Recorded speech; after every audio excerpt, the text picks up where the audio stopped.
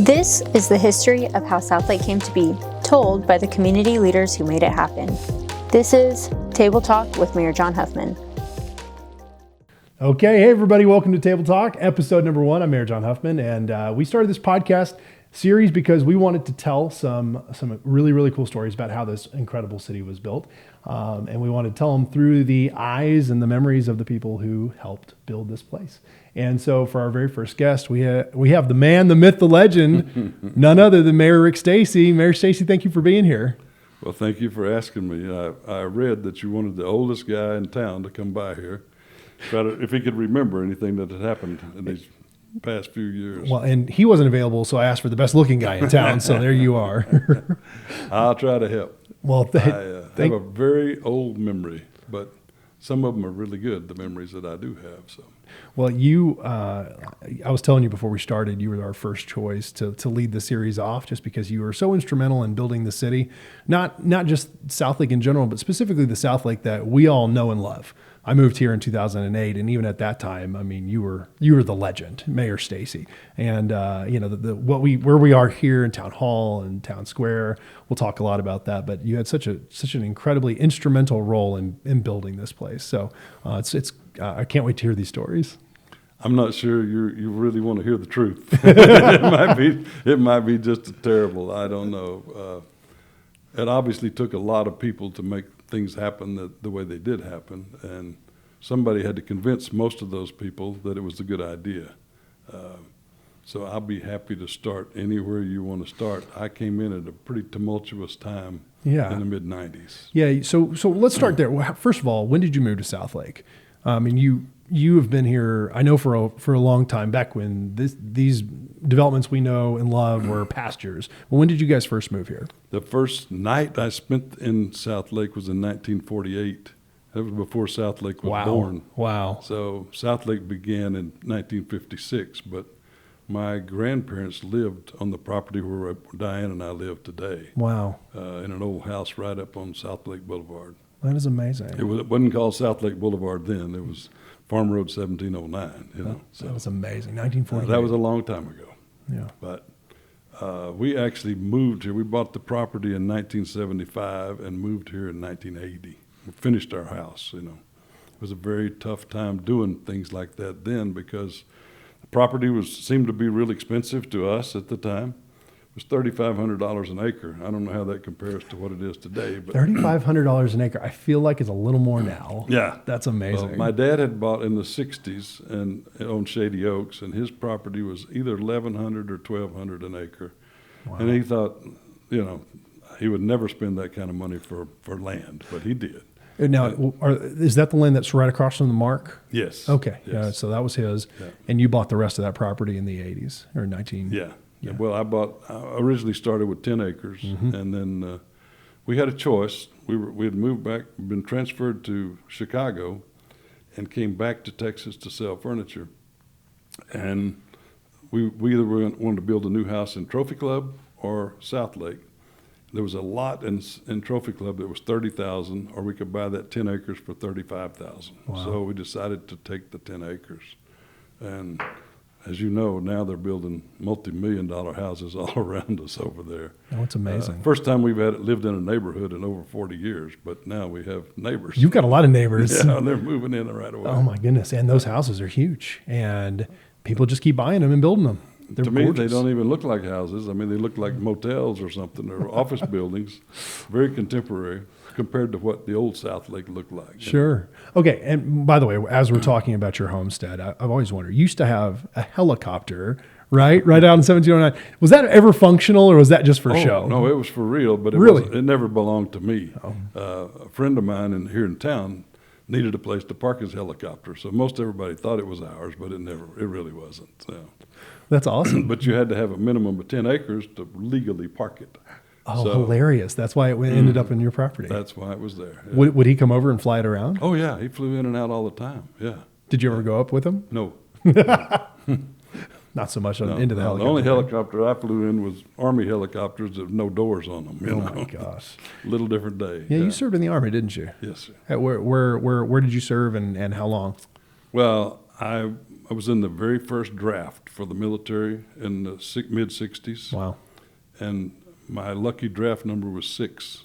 So that meant, there's only 5 people before you're going to go. I mean, you're number 6. So all the time I was in college, I had to take a college deferment exam every year to stay in school. Because it was in the height of Vietnam War and very tough time. Was not a popular war, but, a lot of my friends went. And I was just trying to get my education over with. Got that, and then I had 10 days to report to active duty. After you graduated, 10 days and you're up. 10 days. We were just at North Texas for a graduation a couple of weeks ago, and we marveled that I was there 53 years ago graduating. Wow. And then I had 10 days. I was married and had a baby, and we had 10 days to report to Fort Polk, Louisiana. Wow. So started there in Fort Polk and then wound up in different camps around in the United States, but I was never sent overseas. Okay, good. Because it was 1970 when I graduated from college, so the war was pretty much over. Winding down, yeah. Okay, right. Well, thank you for your service. I was ready to go, and you probably can't tell by looking, but I'm a tank mechanic, and I'm pretty good at it. Oh, that's awesome. So you worked on the tanks out at Fort Polk? Yes. You were attached to an Army or an armored division? Or Yes, okay, armored division, and we went to Fort Hood every summer for summer camps. Yeah. And people actually got killed down there playing Army. I mean, it was dangerous, but nothing like combat. Sure, so, sure. Wow. A totally different world. I'm proud that that I never did face combat, but a lot of my friends did, and some didn't come back. So it was a tough time. It was a tough time, and you feel terrible for the veterans who served during that time, and like yourself, and went overseas as well. They ought to have been hailed as heroes at the time. I do see that changing a lot. I see a lot of people recognizing them, but it should have taken 50 years. No, I agree. Yeah. So that they were willing to give up everything, to protect the United States and our people, and that's what we were all trained to do. Yeah, can't ask for more than that. No. So after the Army, is that when you moved back to Southlake? Was that, or did you have something? Actually, we grew up in Grapevine. I mean, right. When we were in high school, Carroll didn't even have a high school. People from Carroll or Colleyville came to Grapevine to high school.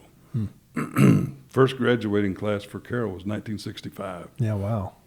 And I graduated in 66, Grapevine. And our graduating class had 99 people. We were supposed to have 100, but the left tackle didn't make it. So we had 99. And, too many shots to the head. My wife graduated a year later.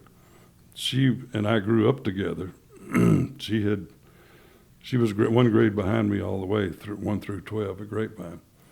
And they had 102, but the left tackle was part of it. They just, I don't think he ever graduated. They just said, "Get out of here." So, all right, you're done. Yeah, you took victory lap and you're done. Yeah. History of the area a little bit. She grew up in the middle of what is now DFW Airport. Oh, interesting. On a big farm. What city was that technically before the airport? It was just out in the country, between Grapevine and Irving, and just in the country. Euless. I mean, everything. Yeah. Fort Worth eventually annexed all the way to Dallas. I mean, they marched across and got all that stuff. Yeah.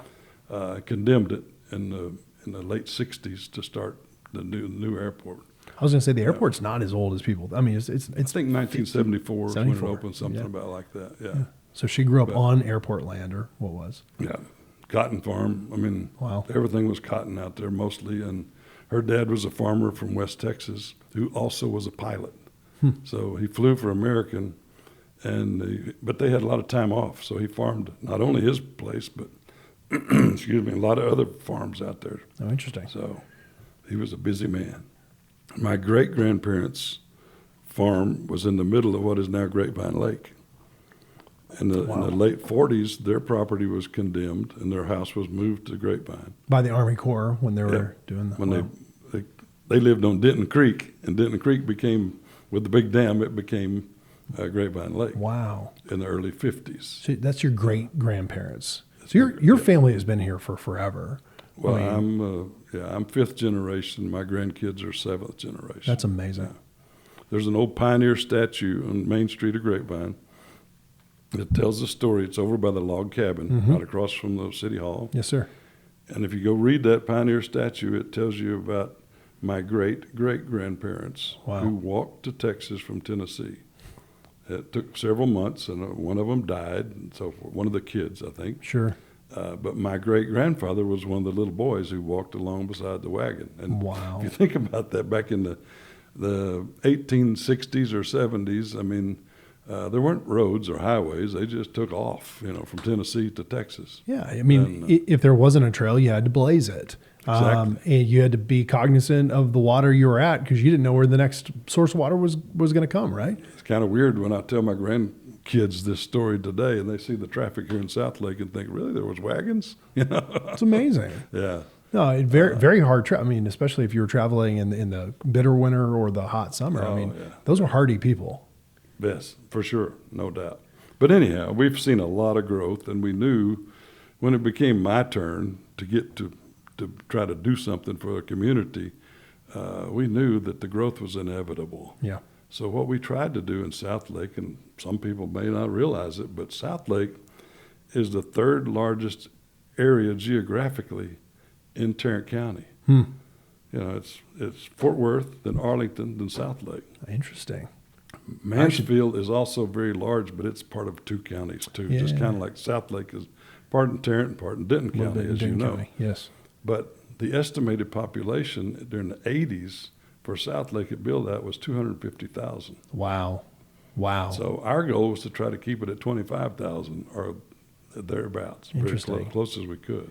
Okay, so this is why I was so excited about this conversation because Southlake did not have to happen this way. It was not written in stone, right? no. God did not prescribe from the beginning that Southlake was going to be Southlake. It was a lot of work and a lot of intentionality. Exactly. Okay, so Mayor Stacy, you mentioned City Hall, and what it sounded like from your comment was that it was originally planned potentially somewhere else. Is that right? That's correct. Okay, so tell me that story. Where was it going to go, and let's start getting into. I'd love to hear how it ended up here. Tiburon was the fair-haired development at the time. Sure. At that time in the community. Which was not to interrupt. Early 90s. So that was early '90s, and that was mobile land, correct? Well, that was a hog farm. I mean, Yeah. I mean, Okay, you're right. One of the previous mayors in the 70s was a hog farmer, and Joe Wright bought his farm and several other pieces of property and wound up selling it to the group who developed Tiburon. Wow. I mean, I knew lots of farmer people, and we even had a church parsonage over on the South White's Chapel, which was part of Tiburon today. Wow. Yeah. Wow. And it had acreage in the farm too. Sure. I went to church here in a little country church that was on White's Chapel in 1709, right across from it's where the CVS or whatever the drugstore is now. There. Yeah. That's where our church grounds were. Wow. And our parsonage was right down the road, Wow. My great-great-grandparents helped build that old church building. Wow. Years and years ago. But back to City Hall. Yeah. Well, hold on. Before we leave that, I feel like I've seen an old aerial shot of Whitechapel Methodist Church, and I want to say the church was on the other side. Do you know what shot I'm talking about? What picture? It was right. It was right. Yeah, the church was right across from the cemetery. I feel like on I've the seen other that side. in an aerial shot. And it was a campground as well as a church. We Wow. had summer camps there every year for Christians would come from all over Wow. and participate in a week-long camp. It was fun. That's awesome. But that's a long time ago. When I was a kid, okay? Yeah. But back to City Hall. Yes. Tell me. Mayor Fickus had appointed a committee of 30 people. And believe me, I may not be a good person to be on a committee, but a committee of 30 is a real challenge. Ooh. But he had Unmanageable. 30 people to help determine where the new City Hall was going to go. The old City Hall, I was telling some people in the office earlier, at one point we rolled the fire trucks out of the bay and then set up folding chairs to have city council meetings. No, you didn't. Yes, we did. Oh my gosh. And then they got a little building, and that worked good for probably 15 years. Was it like a portable building? I mean, it was like a old metal building or something? Yes, Yeah, yes. wow. I mean, it didn't meet any of the standards for our own city that we were requiring everybody else to build. Yeah. So we really needed a new facility. Yeah. But most cities, and I've seen it for years, the taxpayers didn't really care where the city council met. Yeah, right. And they never wanted to pay more taxes to build a city hall. That's right. So, but the mayor had worked with this committee, and they had determined, since Tiburon was the major development. Tiburon was going to make them a really good deal on a piece of land on Byron Nelson, and the new city hall was going to go there. Interesting. Yes, sir. And at the same time, this young developer named Brian Stebbins was sniffing around town when I was beginning to get involved in looking at running for mayor. And he had this concept of building an old-timey looking town. And I loved it. Yeah. Absolutely fell in love with the idea. Yeah. And I said, but if we're going to build a town, we should put the city hall in the middle of the town. Absolutely. That should be the focal point. And if we can get that done, then I'll get the county involved to help us. What if we could steal the county offices from my cousin, Mayor Tate in Grapevine? I thought, man, that would be awesome if we could pull that off. And we did. But I bet he was happy about that. well, now he gets to come out here to buy his license plates and stuff, see? But anyhow, the real meat of the story was when I was elected mayor the first year, for 1 year, I had to run again 11 months later. Yeah, painful. Okay? By that time, I had a referendum on the ballot with me as the mayor for the people to vote where the city hall would go. Interesting. Smart. And my idea was the city hall needs to be the focal point of Town Square. Absolutely. And the people loved it because of what? They didn't have to pay for it. Because the developer was going to do it. All of a sudden, we found a way through the TIF financing, tax incremental financing, and we got the county to pay for 40% of the expense on this building, this facility. That's right.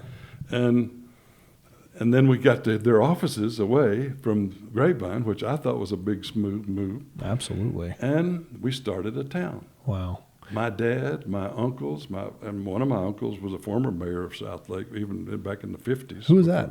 Mayor Tate. John Tate was yeah. maybe early 60s. Yeah. I've seen his uncle. picture. My mother was a Tate. Yep. Mayor Tate, and that's all relative. That old man you're going to read about on the Pioneer statue was a Tate. That's awesome. So they're all Tates. But we got the county involved. My job was to go get the U.S. Post Office. I thought to really put validity into a town, we need a post office. At that time, postal units being built across the United States were little gray-looking contemporary buildings. Yeah, right. So my job is to go down to talk to the postmaster in Fort Worth, convince them they need to build an old-timey looking building. Wow. They want to own their own property, or Sure. they had people, inside people that wanted to own it. Sure. Worked that out with Brian and so forth, the developer, and said, we need you. We need you to come here and help make this work. Wow. We wanted the county involved. We wanted the postal service. We wanted a barber shop, and we wanted a church. And then we thought we got a town. The next major ingredient, the only one we didn't really get was the church. Yep. And then the very best idea we had that got smiced was the Carroll Stadium.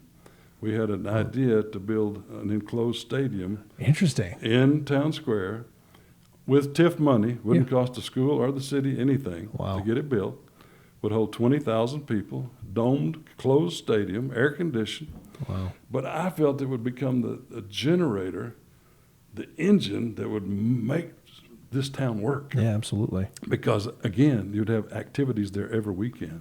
It'd be a car show or a tennis match or a that would have been game, incredible. Yeah. Unbelievable facilities for even small venue like entertainers. Absolutely. So big concerts. They could come in. The 20,000 was using the part that would have been the court and everything of the football field. Yep. But it would have held enough that you could have entertainment there. Wow.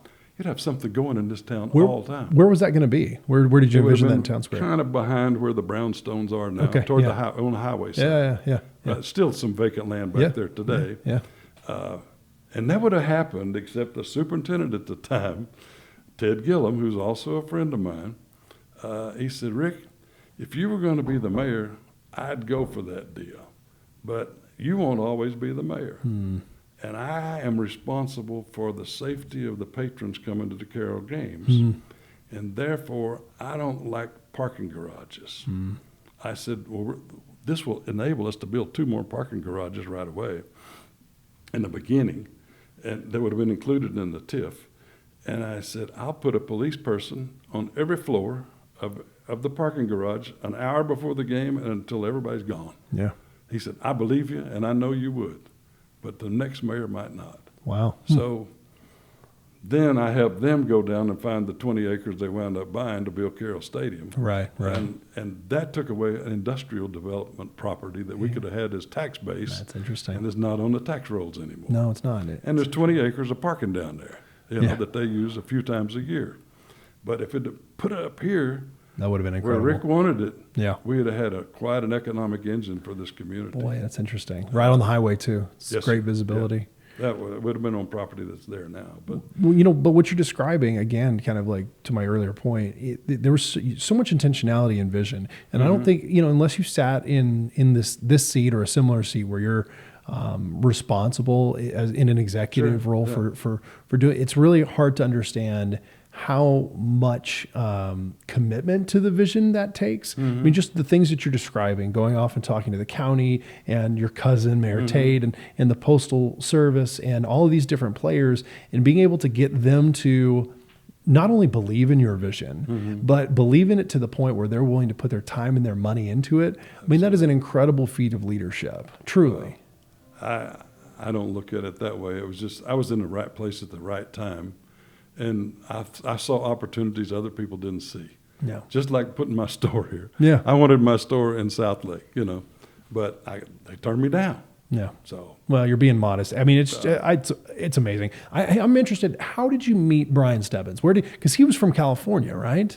Well, he's actually from New Zealand, but he came here. He and his partner was from California. Yeah. Okay. But so how did you guys get linked up? I met Brian Stebbins was an unbelievably sharp young man. That's what I heard. He picked me out. I mean, he came to me and said, I think you and I have a lot in common, and I think that we might be on the same page. He said, I have this dream to build this town. And he told me about other towns that he'd been to and looked at. Told me the story about he captured the architect who actually designed the city hall and all this town square. Yeah.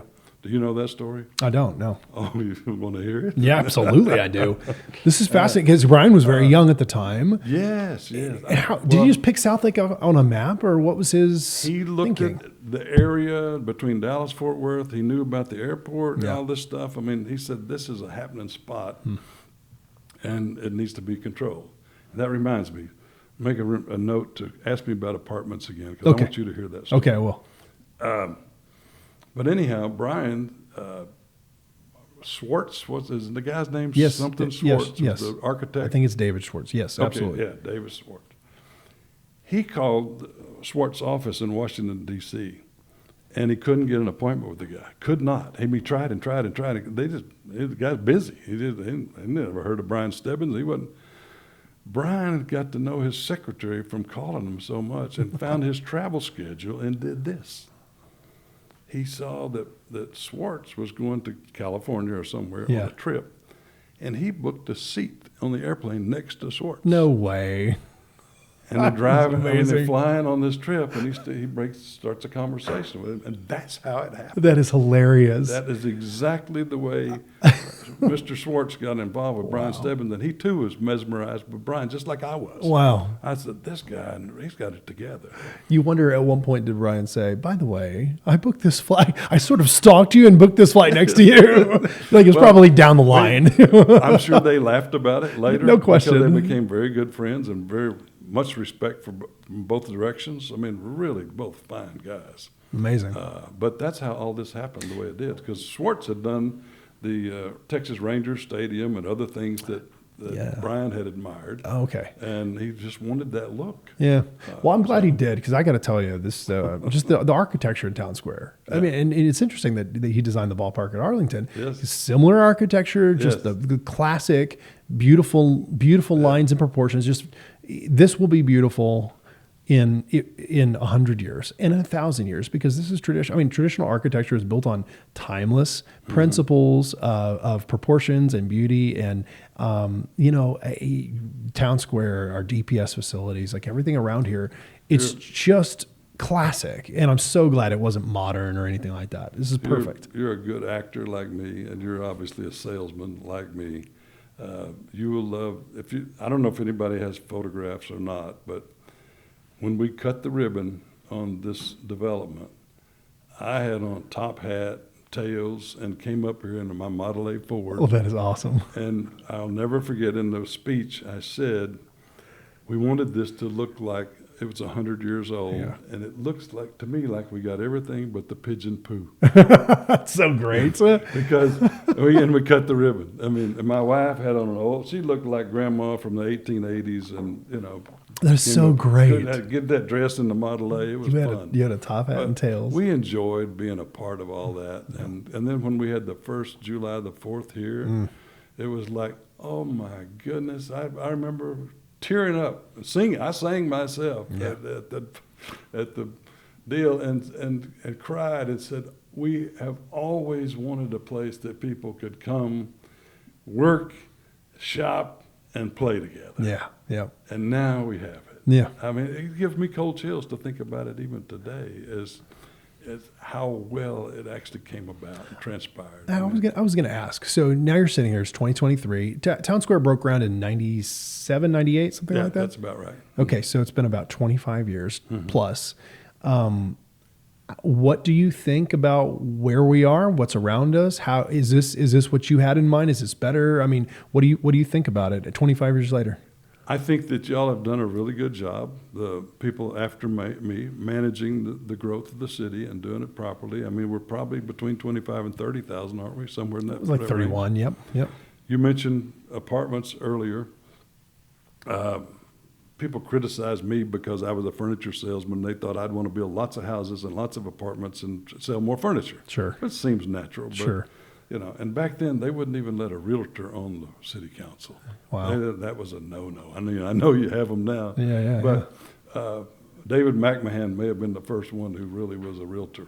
We did have Mr. Clough, who he owned a real estate company. He was a mayor at one time. Yeah. But he was also an airline pilot. He just happened to be his turn to be mayor. Yeah, it right. wasn't any big deal. Right. But there was nothing going on then. Right. When I was mayor, there was something going on 7 days a week. Yeah. I mean, we were working, trying to get all this put together. Yeah, absolutely. But apartments, very interesting. The state has rules about apartments, and we knew that if we weren't careful, like Grapevine, that was forced to build so many government housing, so forth. Right. And once you start with apartments and you got an ordinance to approve them, then you're pretty much stuck with that. So we have an apartment ordinance. I mean, I'm sure you've seen it. Absolutely. But I think the very first one we wrote was you could only build like 4 units per acre. Right. So it wasn't economically feasible for anybody to do it. And they would come and say, well, what does your ordinance say? And that's what it says. And, well, we can't do it here. Okay. Go to the next town. So they went somewhere around us. Yeah. But you didn't see many apartments building going here. The first thing that even smelled like it was the brownstones. Right. And who can complain about that? I mean, that's pretty good looking. They're so gorgeous. Yeah. They're so gorgeous. Yeah. I mean, and the Garden District, how all that has developed. I mean, it's funny. We were on an acre and a half. We don't have 10 acres. Sure. But we have an acre and a half, and we've had chickens. My wife's got her garden. We have 3 goats and a llama. Right, it's a whole thing. Yeah. But I tell her, like, I can't wait to move into one of the brownstones where I don't have to take care of a backyard anymore. I mean, they're so great, and to be in the middle of Town Square would be super fun. You mentioned chickens, and I may be starting to repeat myself, but I know I told some of the ladies before you arrived that where this building sits used to be a chicken farm. Oh, I've heard that. It was Fechtel's farm, and they raised chickens like crazy. And I remember when my dad heard that we were buying the old Fechtel farm to build the Town Square, and he called and said, "Son, have you lost your mind?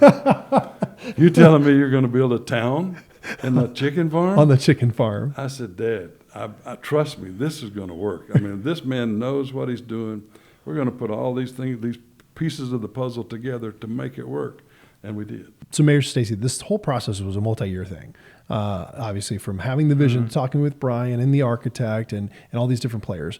Was there ever a moment where you kind of in your quiet part of your heart had doubted and said, well, I maybe just had some second guessing, or, I mean, I know every leader goes through that, but talk to me. But was there ever that moment of doubt for you?